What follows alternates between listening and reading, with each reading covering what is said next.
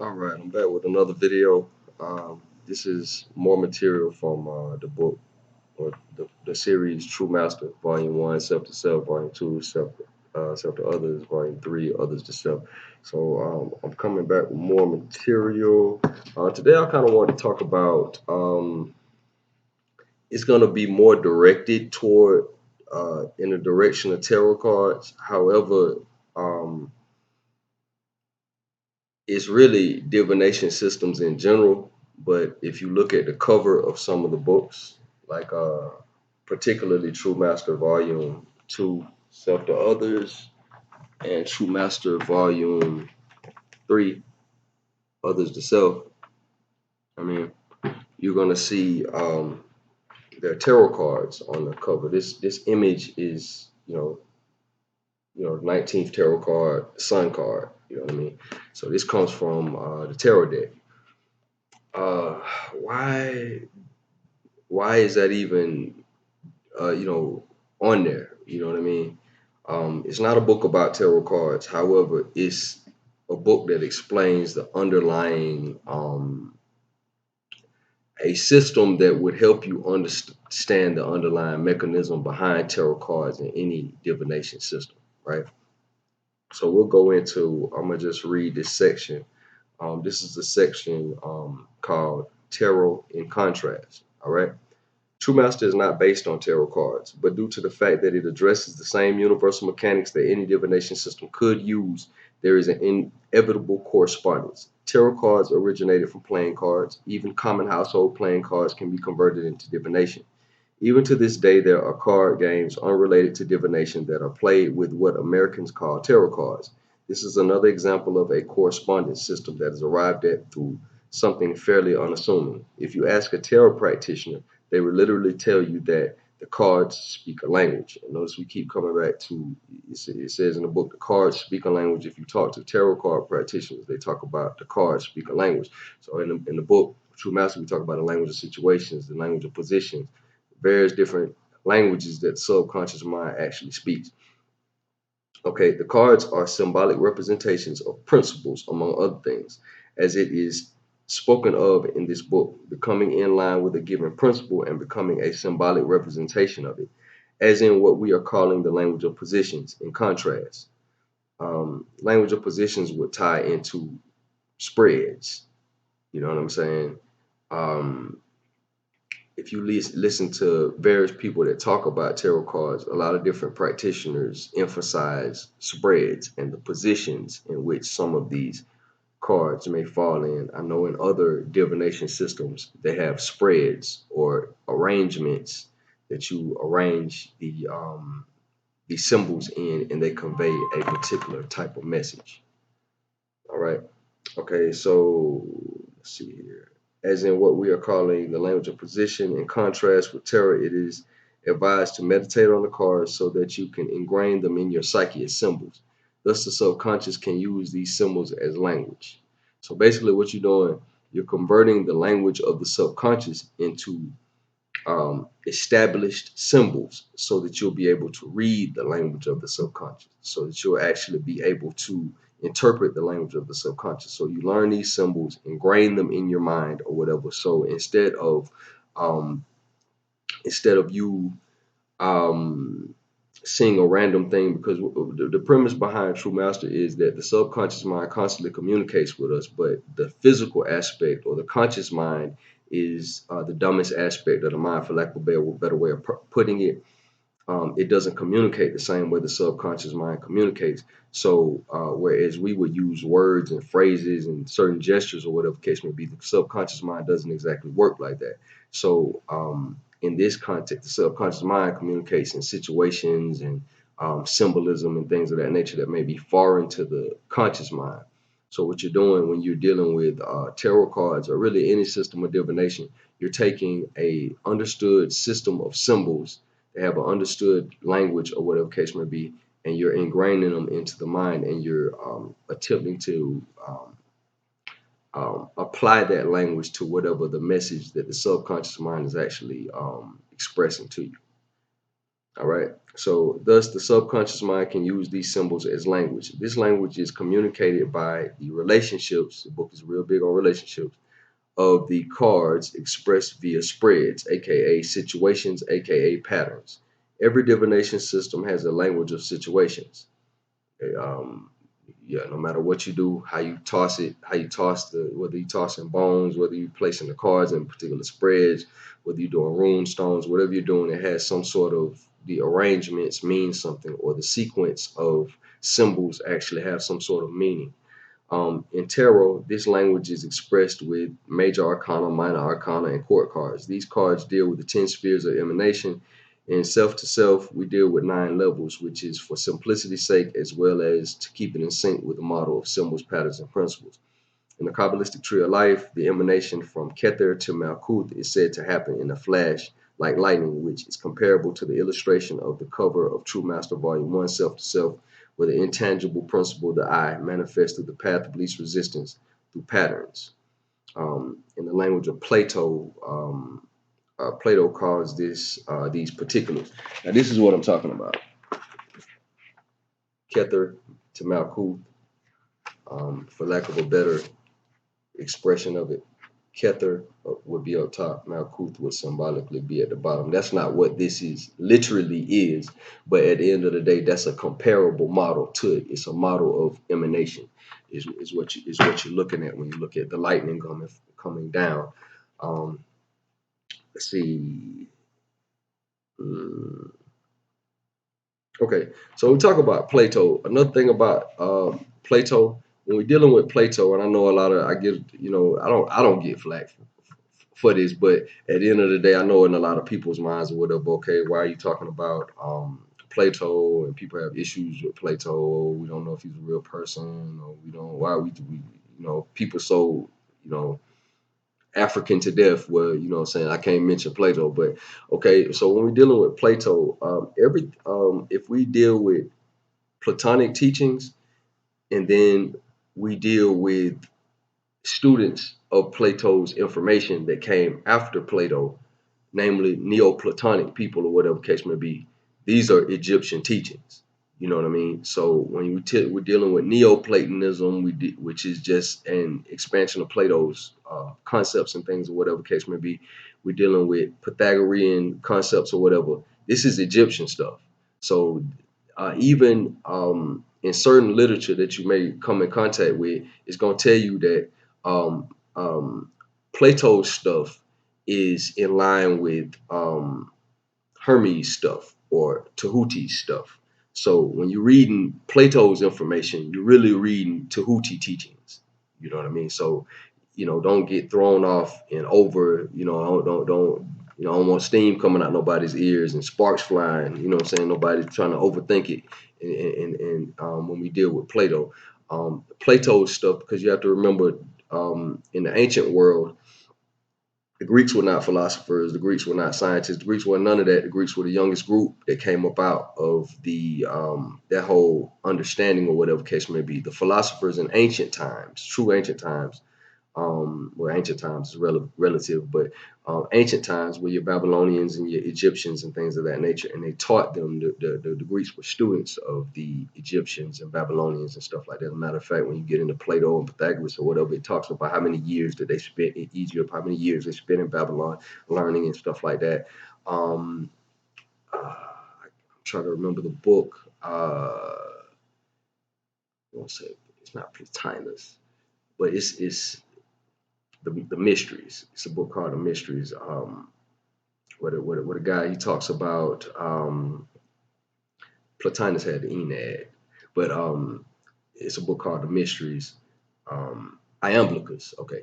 Iamblichus speaks on the mysteries, and this is a Neoplatonist. And if you actually read the book, um, he's sending letters, or his people are sending letters to the Amun priesthood to ask them questions about the nature of the gods. And then the priests, um, I think he sent a letter to Porphyry, his predecessor, sent a letter to um, a priest by the name of Anebo, and to explain to him the nature of the gods and certain other phenomena and things of that nature, whatever case may be.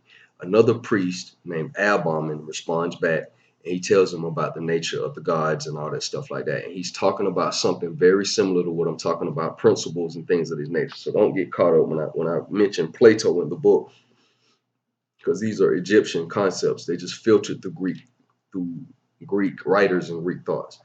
I didn't mean to get off on a tangent on that. Okay. So what I'm calling patterns in Plato's vernacular, he calls them particulars and symbols in our subconscious ecosystem. The realm of principles as described in True Master Volume 1, Self to Self, is akin to, in Kabbalistic language, Ein Sof, Ein Sof, and Ein Sof Or. In the context of the Kabbalah, there are actually no numbers higher than 9. 10 is just a new cycle with a cipher as the placeholder. The number 0 and the number 9 are the same numbers. So how do we arrive at that? If you take the number 29 as an example, 29 equals 2 plus 9. 2 plus 9 equals 11. 1 plus 1 is 2.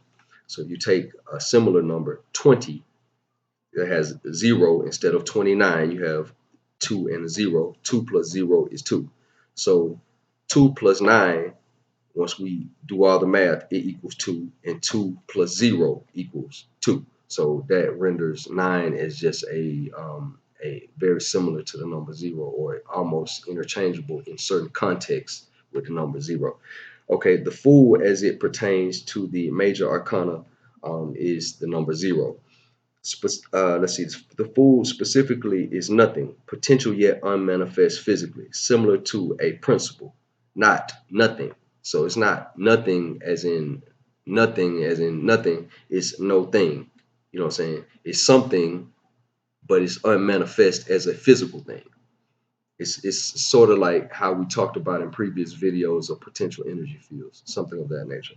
Okay, the 9 of the previous cycle is the unmanifest potential to be expressed in the new cycle. The cards are numbered. Tarot cards have numbers to them, all of them. Like I told you, the Sun card is the number 19, or is emblematic of the number 19. The cards are numbered. So with the repetition of the sequence of 9s, we see the language of situations, right? Or patterns repeat yet take on different clothes. So this is the same language that's used in the experiential. I know a lot of people may not be privy to, have access to a lot of the stuff laid down by the brother Gregory Kellers with his system, the experiential, but this is a similar thing. So when we say patterns repeat, but they take on different clothes and everything like that, but they're still expressions of the same principle. You see this in divination systems as well. You know what I mean? If we were to deal with Michael Talbot's concept of the holographic universe, how every piece of the hologram is the same as the whole. You know what I mean? If this appears in tarot cards and divination, this also appears in the world at large. Thus, we have the language of situations and things. So numbers are expressions of causes, yet not causes in themselves, right?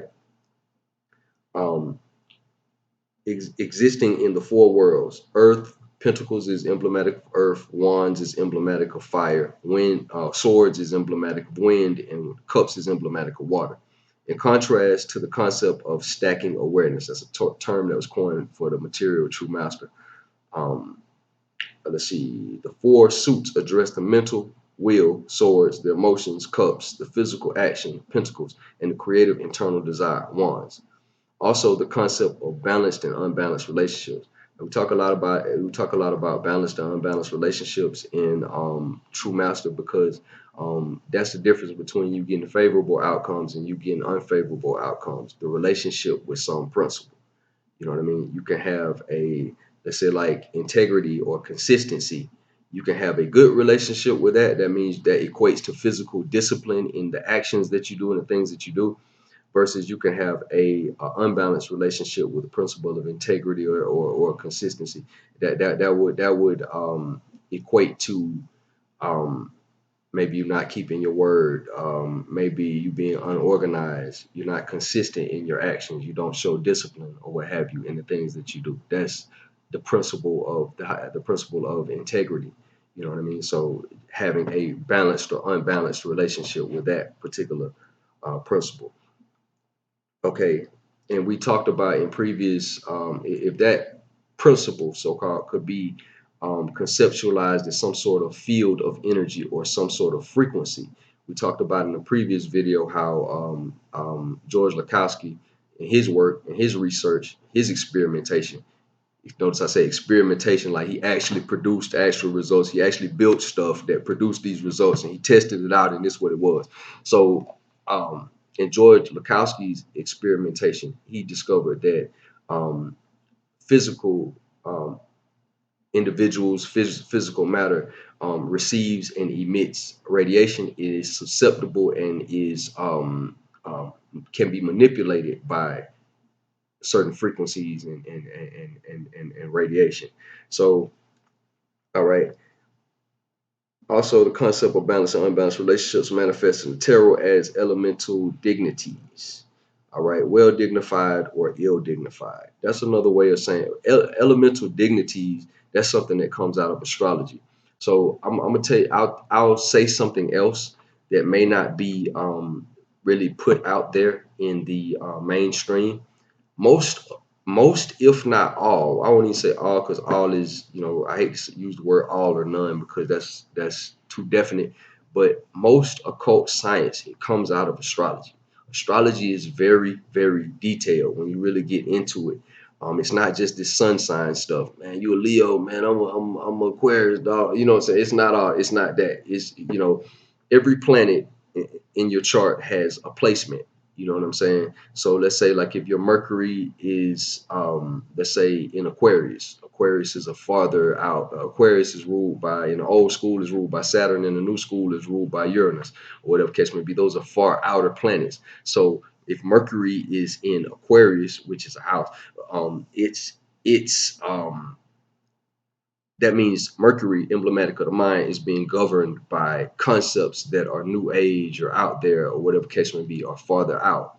You know what I mean? So, or what would they call them? Breakthrough, or cutting edge, or whatever case may be. So the same applies to like Venus or Mars or whatever case may be. These are, you have wandering planet stars and fixed stars. The wandering stars are like what we call planets, planetos. Planetos means wanderers. So you're getting into stuff like that. So the wanderers wander all the way through these different stations of energy or houses and stuff like that. And where they land when you are born is where the energy crystallizes at, and that's your personality and everything like that. So your sun sign is just a piece of it. Your ascendant sign is another piece of it. Where the planets land is another piece of it. The concentration of where you have the most planets at is a piece of it. Different transits, different relationships between different planets is another piece of it. So and the different interplay and relationships of these different planets, or whatever case may be. And it's other people that can go way more in depth than this. I'm not proclaiming to be a super duper expert in astrology or whatever.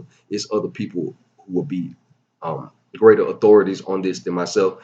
But just to kind of give you a piece of it, the interplay between the relationships of these wanderers are symbolic representations of energies, of pre-physical energies and stuff like that, and they constitute different aspects of your actual personality. Remember, last video we were talking about that quote from Greg Keller, that things are self-similar across scale. So the arrangement of the planets at the time you were born correspond with your personality, you being a crystallization or a snapshot of that energy at the time you're born. Same thing when you pull tarot cards or whatever case may be, in these various spreads, these various positions, language of positions, these various positions or whatever case may be, they're like algorithms or sequences that speak a certain thing, just like how we have words that make sentences, that make paragraphs, and so on and so forth, in any other language. So in spreads where cards are not reversed, dignities can be determined by elemental energies and its relationship to adjacent cards. So you might have one card next to another card. It means something differently than that card by itself. Or you might have three cards next to each other or whatever. That may mean something different than that one card by itself, or both of those cards by themselves, or what have you. Adjacent cards in certain spreads can strengthen or weaken the influence of other cards, aka balanced or unbalanced relationships. So that goes right back into what we talk about in True Master. Your relationship to a principle, balanced or unbalanced, determines your outcome or whatever. This is this is this is mirrored in other things. It's mirrored in divination. It's mirrored in all these other various concepts. In this book, that is also similar to the notion that you are your entire environment, and just as well as the energy of cards has influence over each other, the influence of people has likewise impact. Okay, so just to kind of close this out, the influence of people on other people, um, how they say you're a combination of the 5 people that you hang out with, or the closest 5 people that you hang out with and deal with, is something similar to that. Energy fields interpenetrate each other and everything like that. So the people that you have around you are, they exist in your reality, or they are your reality, or they're an aspect, or they're some a mirror of some aspect of yourself on a subconscious level. So that's just, that's more information for a later time or whatever. But I'm gonna close this video out. I hope everybody enjoyed it. Anybody has any questions or anything like that, feel free to comment, DM me, anything like that. You know what I mean? Thanks for all your support. Peace.